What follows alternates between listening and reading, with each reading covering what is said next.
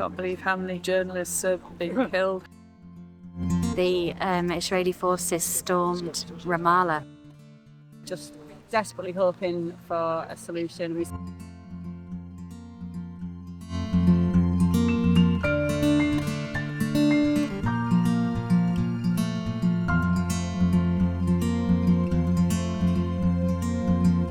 I just think that the situation is so appalling. I can't believe what's happening. I can't believe how many journalists have been killed, how many of the medical staff and the patients and all those children being starved. And it just seems such a... I don't know how those politicians can sleep at night. The news that I've received this week from friends in the Shufat refugee camp in the West Bank has been about these continuing ripple effects from what's been happening in Gaza, and they've had this situation where we've seen the Israeli forces building more barriers around more rural parts of the West Bank and stopping people's movement.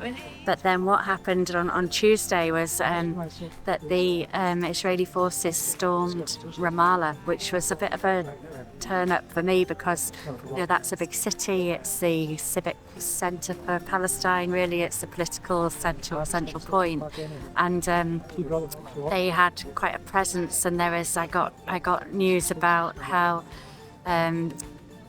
they'd actually raided some of the money changing places. So a lot of the people who live in the West Bank wouldn't necessarily be using regular banking services, but they'd be using money changers who would kind of line the main streets of Ramallah.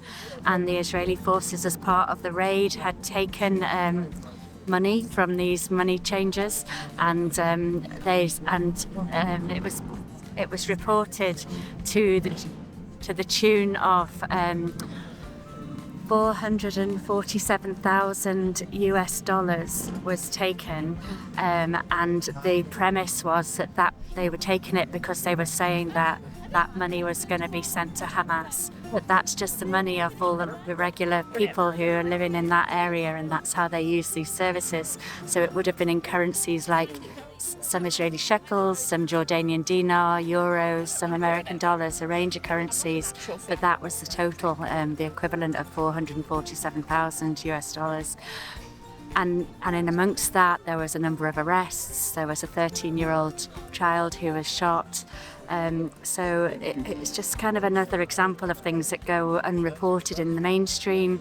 And it also goes right back to the time when the lines were drawn and Israel took the Palestinian land, way back when they raided all of the banks, and they took monies that people have never got back over all these years. And it's just another example of that happening again. But the figures that were involved was, a bit of an eye-opener to me. So that's my update for this week. Yeah, we're really, really happy to be here today, to come round the corner and see this beautiful Vigil protest demonstration in support of the people in Palestine. It was really amazing to see on Orkney, and really appreciated. We come from Newcastle, England, we regularly attend demonstrations down there, and we're just desperately hoping for a solution. We send our support and solidarity to the people of Gaza. We're from a surf community in Newcastle, and we regularly speak to members in Gaza who are also from a surf community, and we feel a real affiliation, and we're just desperately sad for their situation, and hope things change soon, and hope everyone keeps coming out and showing their support. Thank you.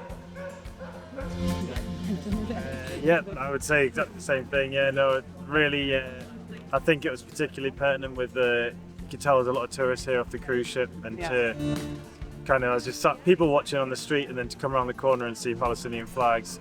What you're doing up here in Orkney is being noticed by people not only in Palestine, but people who are here from all over the world. And I think that's really, really important that all the places far-reaching have their communities in solidarity. It's really powerful. So, yeah. Do you want to say it, Bill?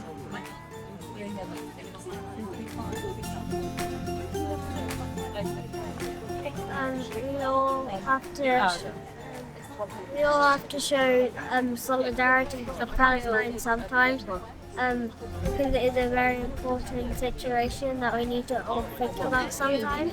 So, free Palestine! Free Palestine! Free Palestine!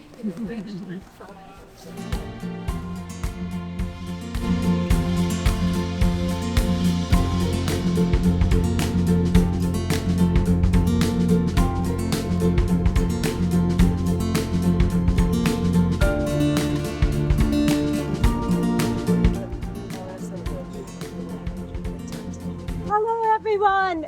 Thank you so much for coming out today.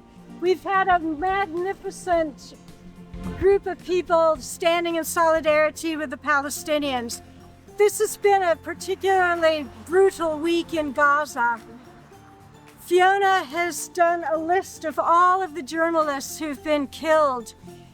There are 219 Palestinian journalists from Gaza. There are also journalists from Israel, Syria, and Lebanon.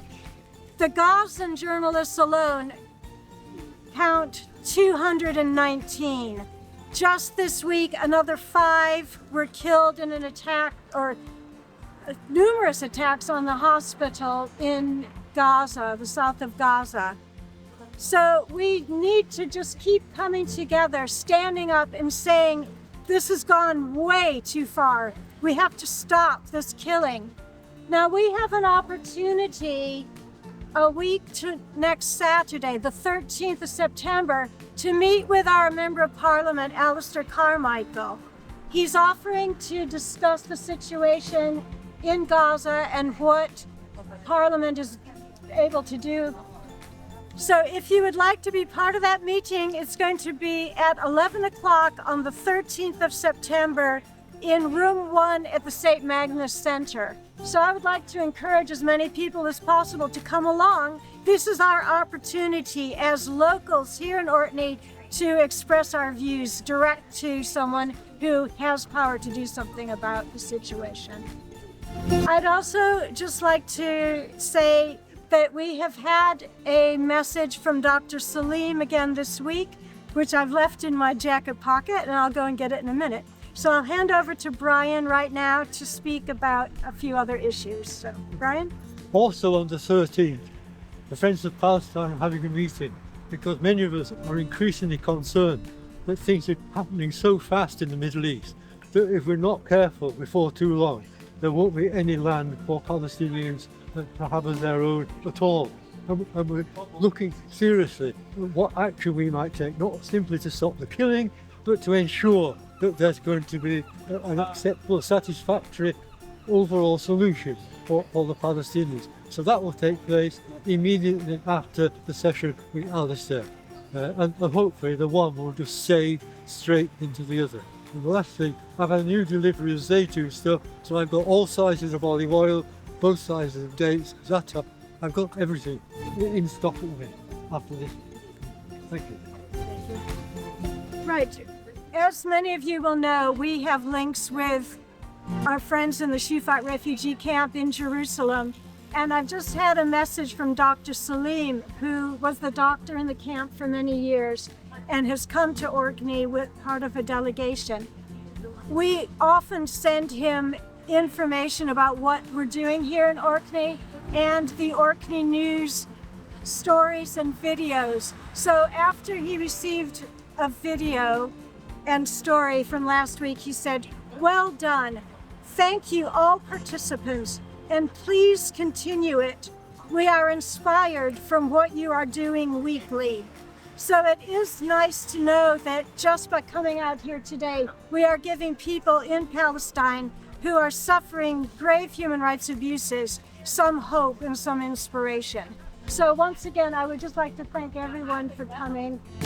We did have a marvelous 5 Barriers fun run last Sunday, so thank you everyone who supported us by taking part or by sponsoring. It was wonderful. And just one final mention. I know last week we remembered David Drever, who sadly passed away suddenly.